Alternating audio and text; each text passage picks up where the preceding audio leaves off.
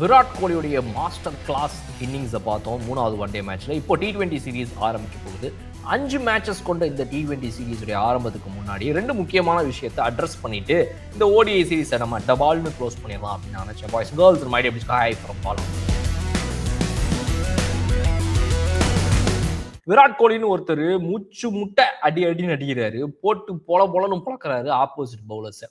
இதோ நான் ODI ஃபார்மெட்லயும் கிளம்பிட வேண்டாம் அப்படின்னு பல பேர் நினைச்சுக்கிட்டு இருந்த நேரத்துல ஃபார்மை ப்ரூவ் பண்ணணுங்க விராட் கோலி அப்படின்னு சொல்லிட்டு இருந்த நேரத்துல நான் ப்ரூவ் பண்ணணுமா, அப்படி ஓரமா போ கம்பீர் அப்படின்னு அவர் ஓரமா உட்கார வச்சுட்டு தலைவன் அடி செஞ்சுரிகளை போட்டுக்கிட்டு இருக்கிறாரு.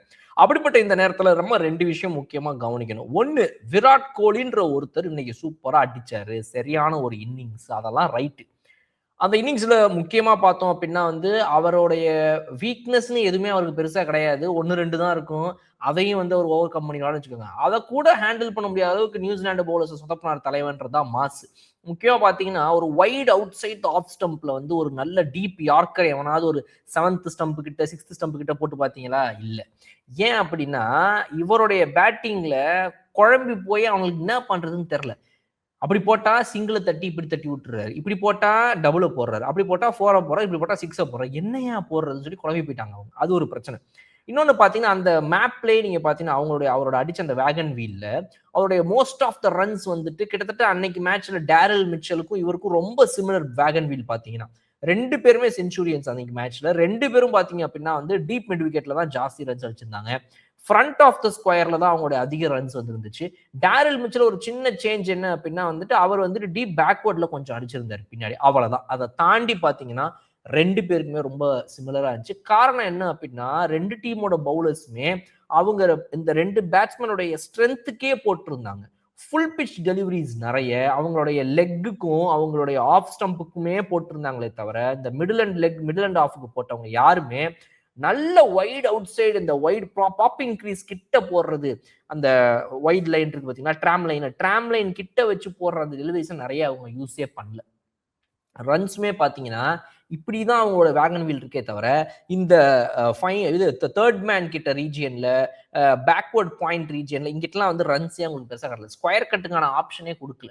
குட் லென்த் டெலிவரியில அவுட் சைட் ஆஃப் ஸ்டம்ப்ல லைட்டா ஸ்ட்ரகிள் ஆறாரு ரெட் பால் கிரிக்கெட்லன்னு தெரிஞ்சு ஒயிட் பால்ல கூட அந்த பால்ல விராட் கோலி அவுட் ஆக நிறைய பேர் ட்ரை பண்ணாங்க. அதையுமே அவங்க பண்ணவே இல்லை. So New Zealand bowlers how they went against Virat கோலின்னு ஒரே லைன்ல சொல்லணும் அப்படின்னா பேம்புசல்ட் அப்படின்னு சொல்லி இங்கிலீஷ்ல சொல்லுவாங்க. அதாவது என்னன்னா இவன் தலைவனுடைய அடியை பார்த்து அவங்களோட ஒரிஜினலையே மறந்து விட்டாங்க. ஆமா நான் பவுலர் நல்லா தானே போடுவேன், அதையே மறந்துட்டாங்க. அந்த அளவுக்கு தலைவன் தரமான சம்பவத்தை பண்ணி காட்டினார். பட் இதனுடைய நான் சொன்ன 2 விஷயத்துல முதல் விஷயம் நான் கேட்கிற கேள்வி என்னன்னா, இன்னைக்கு விராட் கோலி டெஸ்ட்ல இல்லாம நம்ம எப்படி பாடுபடுறோம்னு தெரிஞ்சு போச்சு. T20 ஓகே பிரச்சனை இல்லாம போயிட்டு இருக்கு. ODI நாளைக்கு விராட் கோலியும் இல்லை என்றால் என்ன பண்ணுவீங்க? ஸ்ரேயஸ் ஐயரை ஆல்ரெடி ஒரு கேப் கொடுத்து ஒரு இன்ஜுரி இதெல்லாம் போட்டு இப்போ திரும்ப உள்ள வந்திருக்காரு. அவர் ஃபார்முக்கு வரணுன்ற ஒரு விஷயம் இருக்குது. KL ராகுல் மட்டும் தான் ஃபார்ம்ல இருக்கிறாரு. சுப்மன் கில்லு ஒரு ஹாஃப் செஞ்சுரி அங்கங்க போடுறாரு. லாங்கர் இன்னிங்ஸ் இன்னும் அவர் ரெடி ஆகல. ரோஹித் சர்மா சின்ன இன்னிங்ஸா ஆடுறாரு. அவர் லாங்கர் இன்னிங்ஸ்லாம் ஆடுறது கிடையாது. அவருடைய மெத்தடே தலைவன் ஃபயர் பவரா ஆடி முடிச்சு கொடுத்துடலான்ற ஒரு மாதிரி ஆடுறாரு. ஸோ இப்போ லாங் இன்னிங்ஸ் ஆடுற பிளேயர்ஸாக இருக்கக்கூடிய விராட் கோலி, சுப்மன் கில், KL ராகுல், ஸ்ரேயஸ் ஐயர்ல டாப் 3ல வரவங்க தான் நமக்கு ரொம்ப முக்கியம். அப்படி டாப் 3ல இருக்கிற விராட் கோலிக்கு பதிலாக நாளைக்கு உங்களுடைய நம்பர் 3 யாரு? திலக் வர்மாவா, ருத்ராஜ் கெய்க்வாடா, யாரை கொண்டு வர போறீங்க? அதுக்காக நீங்க இப்பவே அவங்களை கொண்டு வந்து பாருங்கன்னு நான் சொல்ல வரல. பட் அந்த ரீப்ளேஸ்மெண்ட்டுங்கிறது once in lifetime opportunity தான், கிடைக்குமான்றதே கஷ்டன்ற மாதிரி இருக்குது. ஸோ இருக்கிற வரைக்கும் அட்லீஸ்ட் விராட் கோலியை கொஞ்சம் சப்போர்ட்டிவா அடுத்த பேட்ஸ்மேன் விளையாடணும்னு நான் நினைக்கிறேன்.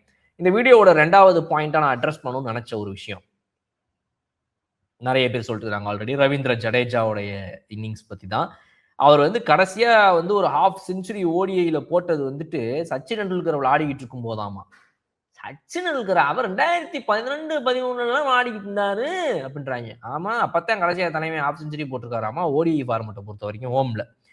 இதுக்கு முன்னாடி பாத்தீங்க அப்படின்னா அது மட்டும் இல்லாம பாத்தீங்கன்னா அந்த டைம்ல தோனி கேப்டனா இருந்தாரு. அப்ப ரோஹித் சர்மா ஃபார்முக்கே வராத டைமு. இப்படின்னா பல விஷயங்களை சொல்றாங்க. இப்படிப்பட்ட டைம்ல தான் அவர் கடைசியா ஹாஃப் செஞ்சுரி போட்டார் ODIல ஹோம்ல அப்படின்னு. ஸோ இந்த கொடுமைகளெல்லாம் எப்போ நம்ம தாண்டி வர போறோம்னு தெரியல. ரவீந்திர ஜடேஜா ஒரு பெஸ்ட் பிளேயரு. CSK ஃபேன்ஸ் நிறைய பேர் பார்த்துட்டு இருக்கீங்க, கோவப்படக்கூடாது. நல்ல ஃபீல்டரு, ஒரு நல்ல பேட்டரா வந்து டெத்தில் அங்கங்க விளையாடிலாம் கொடுத்துருக்காரு, ஓகே.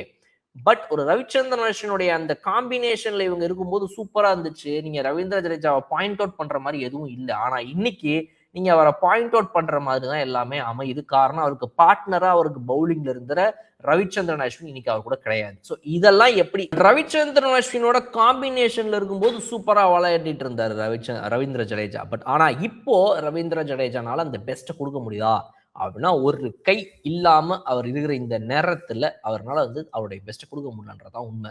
அதை எப்படி நம்ம ஹேண்டில் பண்ண போறோம்ன்றது பெரிய விஷயம். பிகாஸ் அன்னைக்கு வந்து ஒரு ஹர்ஷித் ராணா இன்னிங் சூப்பரா இருந்துச்சு, நிதிஷ்குமார் ரெட்டி சூப்பரா விளையாடினாரு, ஸ்ரேயஸ் ஐயர் அண்ட் கேஎல் ராகுல் வந்துட்டு ஒரு ஆட் ஃபெயிலியர்னு சொல்லலாம்.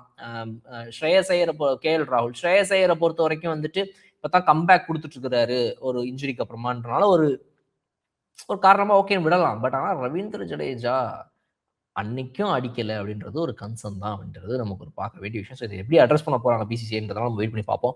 உங்களுடைய கருத்துல காமெண்ட் செக்ஷன்ல சொல்லுங்க. என்ன சூப்பராக அப்படின்னா உங்களை வந்து பார்க்குறேன். அது வரை விடைபெறுவது உங்கள் பாலா. Okay bye.